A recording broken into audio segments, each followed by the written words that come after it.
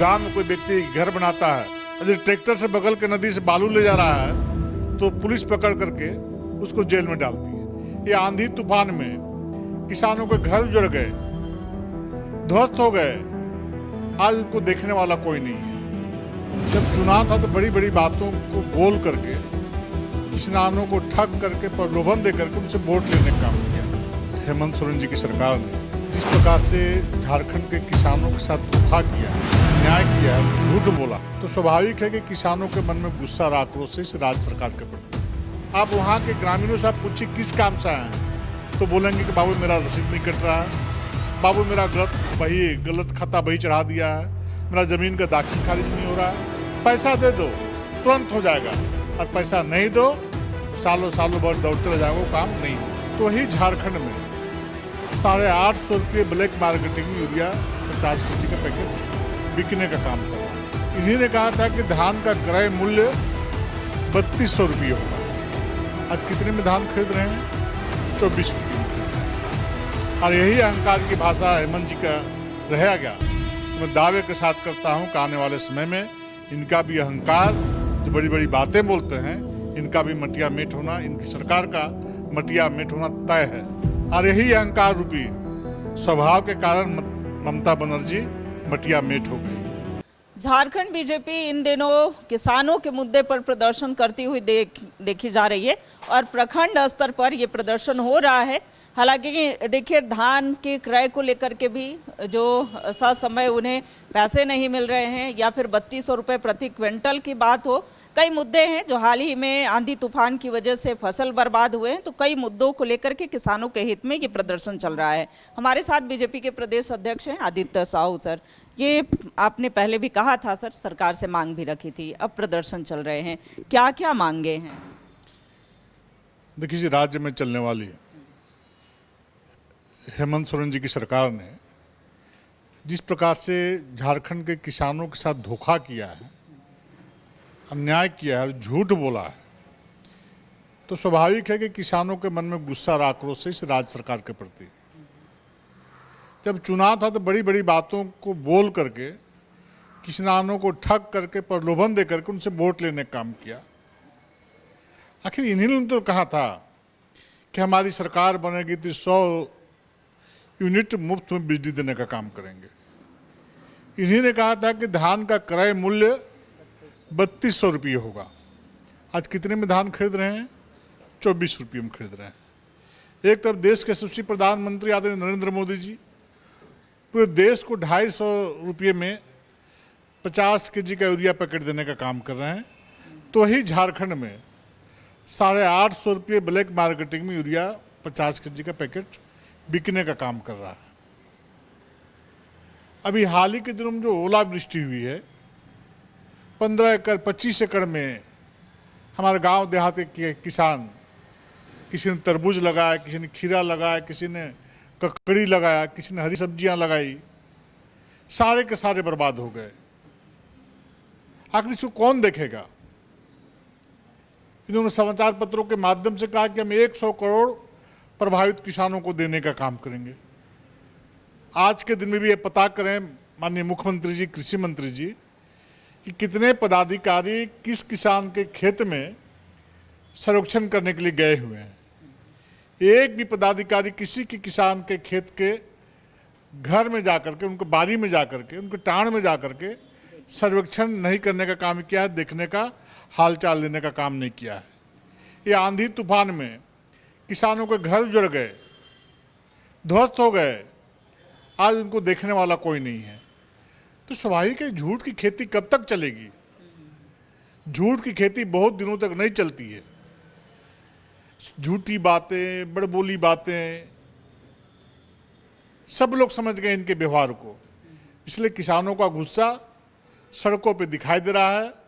किसान सड़कों पर उतर करके इस जन विरोधी, किसान विरोधी, गांव विरोधी सरकार के विरोध में लोग धरना प्रदर्शन के माध्यम से अपनी बातों को रखने का काम कर रहे हैं। लेकिन ये सरकार कोई इन चीज़ों से कोई लेना देना नहीं है। हाँ, सरकार करती है, कोयले की चोरी करवाती है,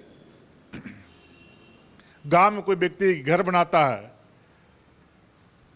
यदि ट्रैक्टर से बगल के नदी से बालू ले जा रहा है तो पुलिस पकड़ करके उसको जेल में डालती है, उसकी गाड़ी को सीज किया जाता है। लेकिन बड़े बड़े हाईवा से जब जो बालू निकाले जाते हैं, अवैध तस्करी होती है, उस पर पुलिस कार्रवाई नहीं करती है। आखिर किसके संरक्षण में पुलिस वैसे हाईवा बड़े बालू ट्रकों पर जो रात के अंधेरे में चलती है, वो किसके संरक्षण में चल रहा है? सरकार को, झारखंड की जनता को बताना पड़ेगा। आज प्रत्येक अंचल कार्यालय में ऑनलाइन खाता बही चढ़ाने के लिए या दाखिल खारिज कराने के लिए किसानों से मोटी रकम लूटी जा रही है। वो विभाग किसके पास है? माननीय मुख्यमंत्री जी के पास है।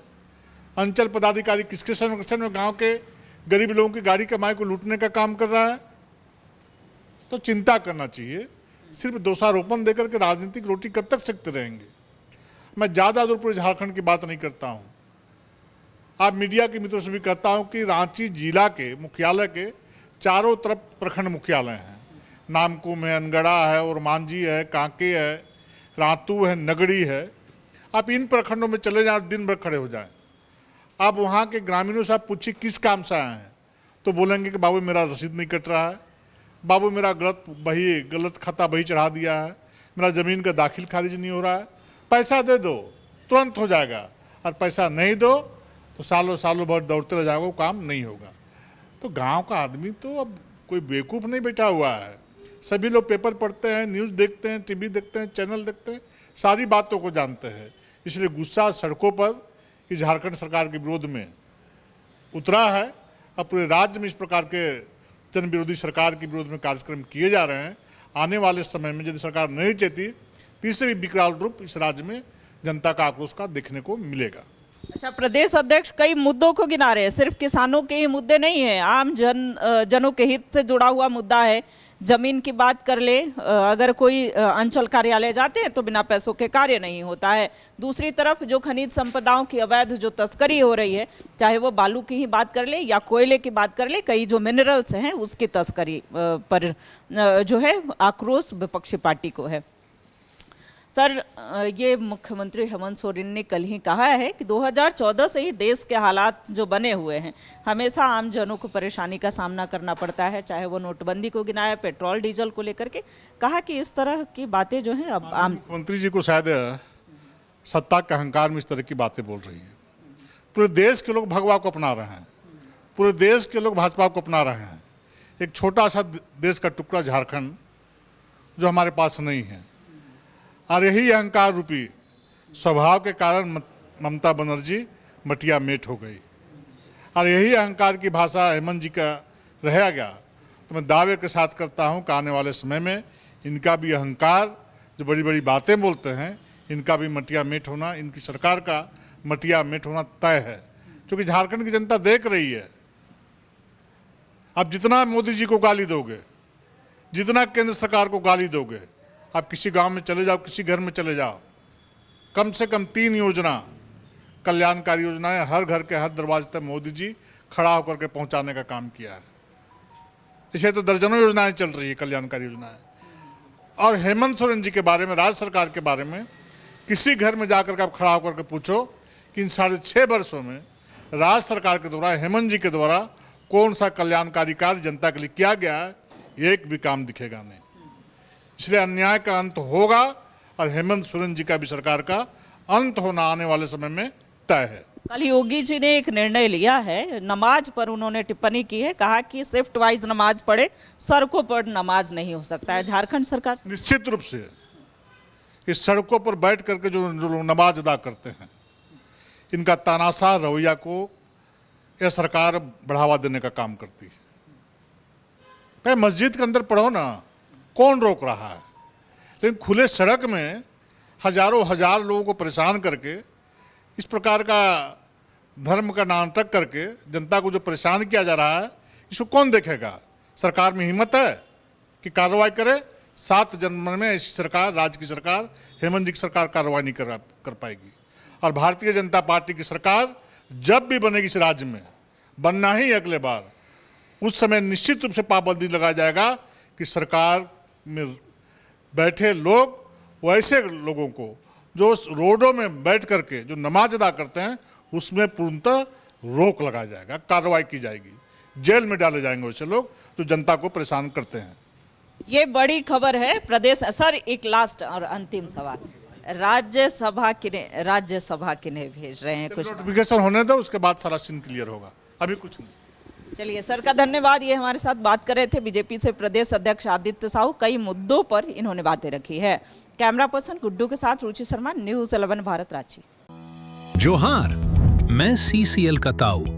आज के इस वैश्विक ऊर्जा चुनौती के समय में ऊर्जा संरक्षण और संसाधनों का जिम्मेदार उपयोग न सिर्फ आपके हित में है बल्कि देश के लिए भी उतना ही जरूरी है। ऐसे चुनौतीपूर्ण समय में ऊर्जा संरक्षण हेतु एकल एवं सामूहिक विवेकपूर्ण प्रयास महत्वपूर्ण बदलाव ला सकते हैं। अगर कार्यालय या मंजिल हो एक, तो मिलकर करें सफर नेक। जहां जरूरत नहीं वहां स्विच न रहे ऑन। बिजली की बचत से देश बनेगा strong. Switch off, save on. Cycle का करें उपयोग, रखें अपने आप को निरोग। कीप पैडलिंग, इतना ही लें प्लेट में जितनी जगह हो पेट में। अन्न का हर दाना अमूल्य उपहार, बर्बादी रोकना हम सब का संस्कार। पानी की हर बूंद है जरूरी, करें इसका विवेकपूर्ण उपयोग पूरी। वर्चुअल मीटिंग करें लगातार, समय और ईंधन बचाएं हर बार। आइए हम सभी मिलकर अनुशासित रहकर सार्थक बचत की एक मुहिम चलाएं, ताकि इस वैश्विक ऊर्जा के चुनौतीपूर्ण समय में भी देश के एक सच्चे सिपाही बनकर इसका मुकाबला करें और राष्ट्र भावना के साथ विकसित भारत का निर्माण करें।